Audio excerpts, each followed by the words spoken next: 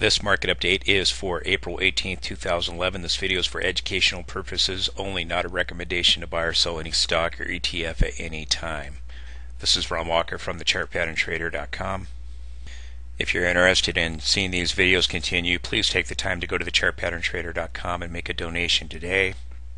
Today we saw a steep sell-off as the S&P cut the U.S. outlook to negative, stating that they could cut the United States AAA credit rating in the next 2 years.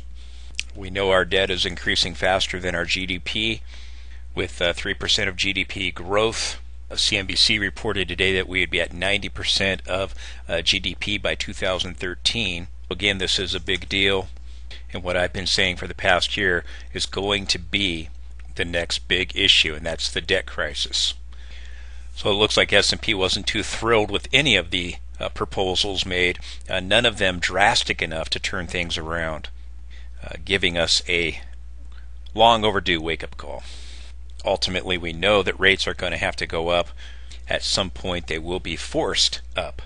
But if rates go up, the Fed's balance sheet is going to become a huge problem. As they are the largest holder of U.S. debt, they will start to lose money.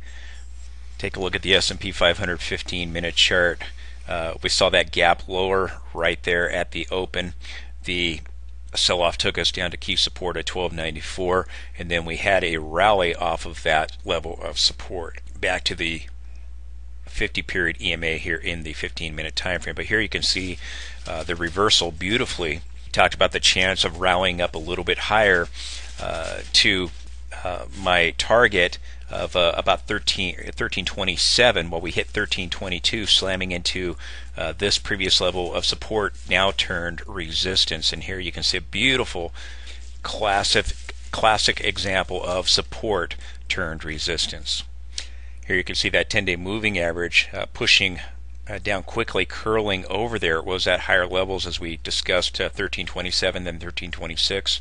So we weren't even able to make it over that level. It's acting as a point of resistance now. As we close below the previous close that we saw there around the 20-day moving average, we got that hammer, got confirmed on Friday. Now we're seeing that confirmation fail. Price is closing back below the 20-day moving average. I'm still watching for potential inverse head and shoulders pattern here. But as you can see on the hourly chart of the S&P 500, we came down to the support zone. We hit that 1294 previous low there back in March, tagged it right on the nose, and then got a bounce there. So support and resistance is an amazing thing to study. That's why I wanted to show you that 15-minute chart showing you how the previous support turned resistance. Now this support, we're getting a bounce off. If we take out this level of support, it will turn resistance as well. I'm going to be watching the gap here to see if we rise back up, testing gap resistance right about 1313.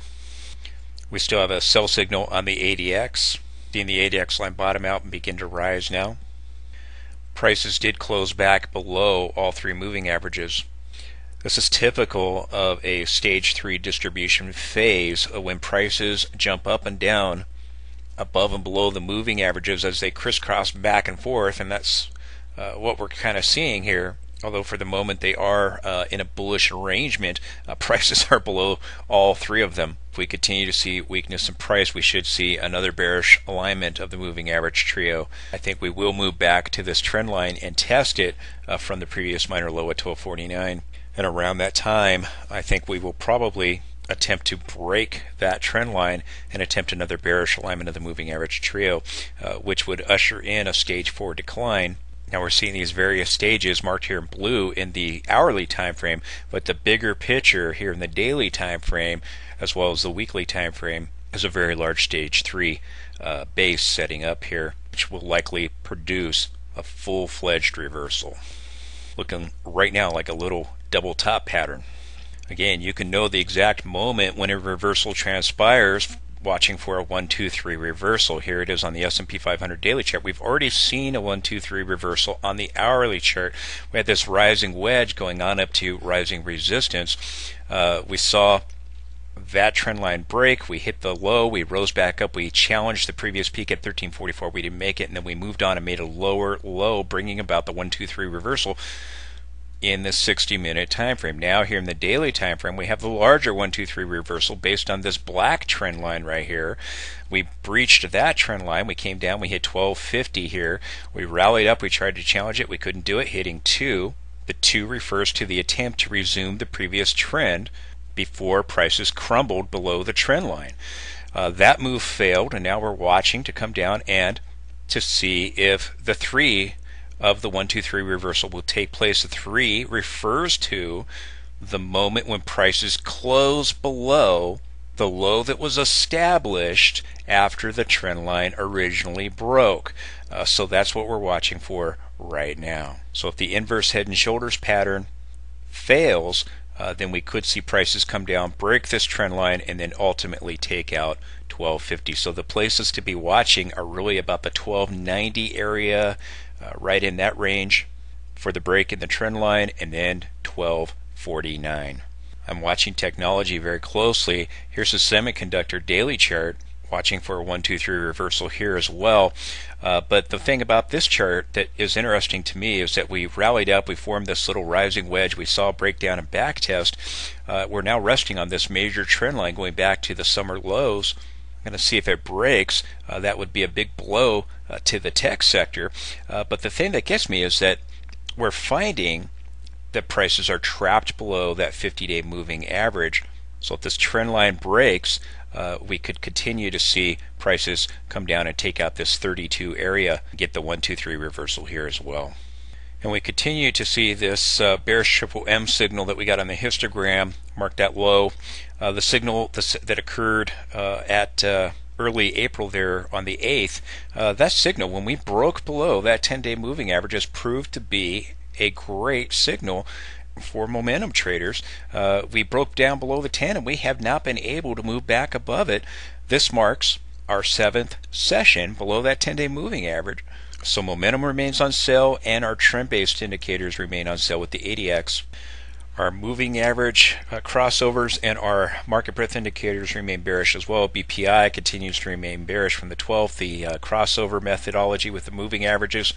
We got the sell signal on the 11th, MACD on the 13th, and the summation index on the 12th as well with that bullish percentage index signal. So again, all these remain in agreement with the ADX, which means that again there's likely more downside to come. The bullish percentage index of the S&P 500 validated the crossovers that we've seen happen with the moving average crossover that transpired today. The 5-day did cross below the 10, validating this bearish signal that we got back on the 12th, canceling out the previous bullish signal that occurred in late March. That's that rally that took us up to a gap resistance on the S&P 500.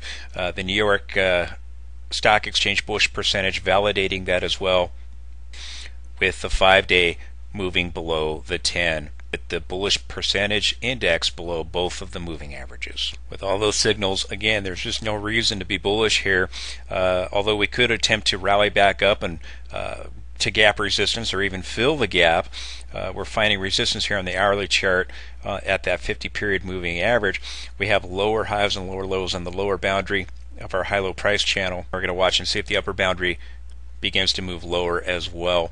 50-period hovering right around gap, or just above, I should say, gap resistance.